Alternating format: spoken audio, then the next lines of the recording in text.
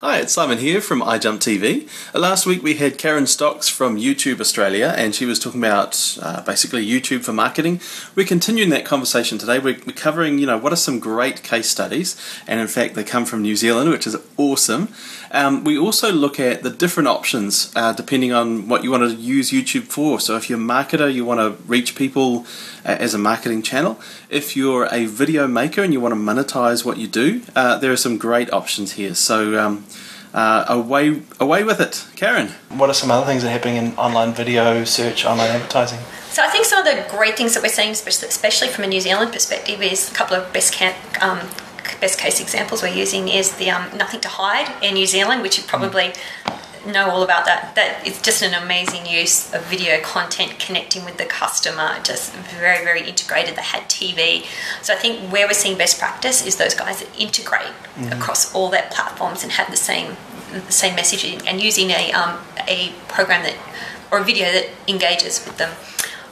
Another very, very cool example is Tourism New Zealand, and their whole brand hub that they've got. Not only are they creating video on there, they're actually using it as user guides on there, so there's an additional reason people go there. So they're probably two examples that we use globally as best practice around the Google world. Go New Zealand. Yay. So when you say user guides, is that to a guide to New Zealand? Or? Yeah, so I think people are either uploading video, or Tourism New Zealand are uploading video, and people are just going there. Fantastic. Yeah.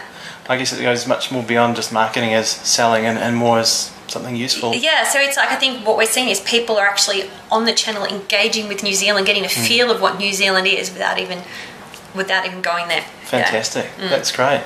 Now for somebody who's not a big brand, they don't necessarily have an agency, how do they get started with some of the other options available through YouTube?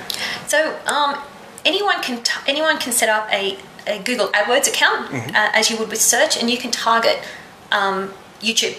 As part of that, you don't need to go through an agency, you don't need to do reservation buys. A couple of things I spoke of earlier is promoted videos. Anyone with an AdWords account can run promoted videos. Great. They can, depending on their budget, so if it's Valentine's Day and you're a little shop owner and you want to go, hey, I want to search on, every time someone searches on flowers, I want to stick a video up, and that's the cost per click model, so it's very, very similar to the search functionality. And they can also do, on the watch page, they can buy those mid-rec reservations, but they're probably not as targeted. So if I was a small advertiser, I'd take the AdWords search model and apply that to the YouTube. Basically the same thing. Yeah, great. Yeah, and it's very simple to get people's head around, and because it's a cost per click, it's actually very manageable for someone with a small budget. That's great. Now, just sort of finally, the other side of the coin, the partner program, when somebody's getting a lot of page views and they sort of want to know what do I do next? What do they do next? So there's two different partner programs that we've got. So anyone can, as I said, anyone can get content up there. If we find that the audience is engaging a lot and they're building a big channel, a big subscriber base behind them, we can invite them to join the partner program, where we can give them some more in-depth account management. And then there's processes and quality guidelines that then people can start monetizing that with, and be labelled more of a premium content partner. Great. A really, really good example, both in Australia and globally, is we've got a girl called Natalie Tran who set up the community channel in Australia. 224 million views. Wow. Just amazing, and you just wouldn't have expected it. And I think, again, when we're talking about premium content, and I think our minds need to start changing, that it's not necessarily TV programs, but it's other things. So I don't know, have you heard of a YouTube star called Fred? Yes, with the voice. Oh, yeah. So he has over 1 million subscribers. He has been the #1 subscribed channel since 2008. Wow. So from a marketing perspective, if you look at someone like him, every time he wears a new t-shirt, a new pair of shoes, there's 1 million people out there know all about it. So when we talk about premium content, I don't think we automatically think of Fred. No. But Fred is an amazing example of someone who's just basically did an online blog on YouTube, and that's incredible. And he's making really good returns on that. The big thing for people out there is, if you've got content we're really, really serious about copyright. So let me be really clear. We're not trying to make, we're very, very strict on copyright. So if you're out there and you've got content on there, if you tell us it's your content, we will put some content ID on it. Everything that comes off that matches your content, we'll give you the option to 1, remove it, 2, to leave it, or 3, to monetize it. Right. So really, really perfect example of that is Chris Brown had a song, I think, called Forever. It was put up by his music company on YouTube. You can buy it off iTunes. There's some advertising on there. Got 1.7 million views. Have you ever seen the JK wedding? Yeah. Yes. Okay.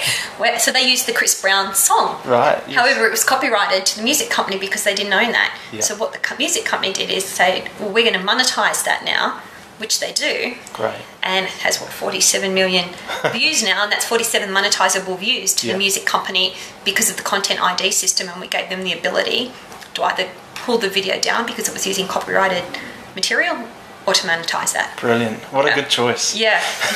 Yeah, so it's a very, very interesting world out there. Yeah, absolutely. Is there anything more that you'd like to say to New Zealand small businesses or entrepreneurs who want to get into YouTube? Yeah, look, the only things that I've got to say out there is that best practice hasn't been discovered yet. We're creating it every day. So don't sit back and wait for someone to tell you how to use this, because it changes every day.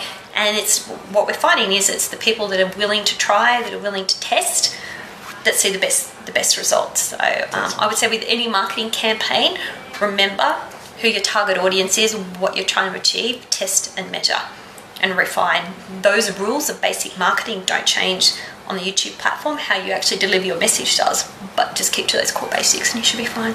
Very cool. Thank you, Karen. No problem. Thanks, Karen, for being on the show. What's been your experience with YouTube? Have you used it to its full potential? Sounds like there are a lot of things to do. It'd be great to hear your YouTube experiences. And we'll continue.